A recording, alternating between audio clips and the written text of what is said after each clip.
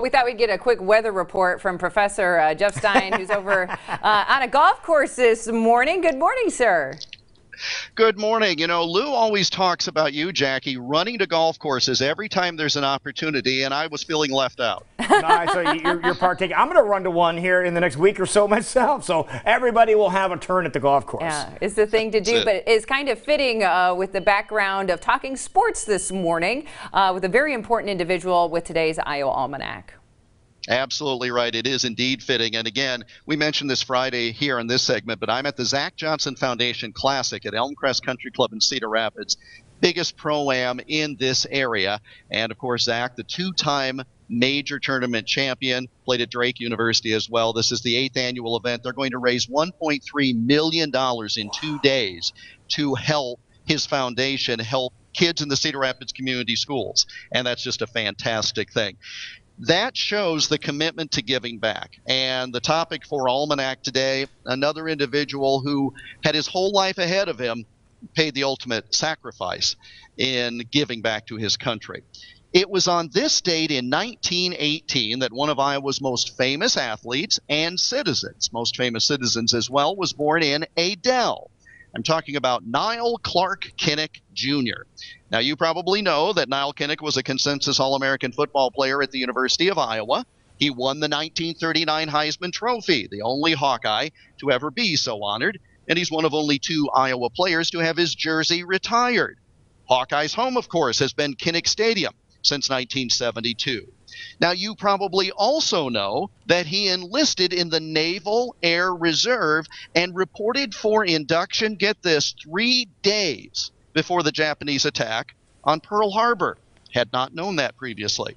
He was trained to be a fighter pilot, and on June 2nd, 1943, while on a routine training flight from an aircraft carrier, Niall Kinnick's plane became disabled, and he died after executing an emergency landing in the water just a month before his 25th birthday. Sadly, his body never found.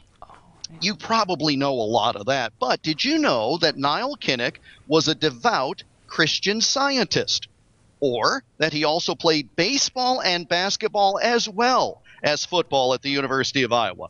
Multi-talented athlete. Did you also know he was student body president during his senior year? No way. He even gave the commencement speech for his graduating class in 1940. No kidding. Talk about accomplishments. They say his acceptance speech, by the way, in New York for the Heisman presentation in 1939 was one of the best ever. And in that speech, again, understand the time, 1939, he said these words: "I'd like to make a comment which, in my mind, is indicative perhaps of the greater significance of football and sports emphasis in this country in general. I thank God I was warring on the gridirons of the Midwest and not on the battlefields of Europe." A direct quote from Niall Kinnick, who then would enlist only 2 years later into the Naval Air Reserve. We always wonder, had Niall Kinnick lived, would he have gone on to be Iowa's governor? His grandfather was Iowa's governor.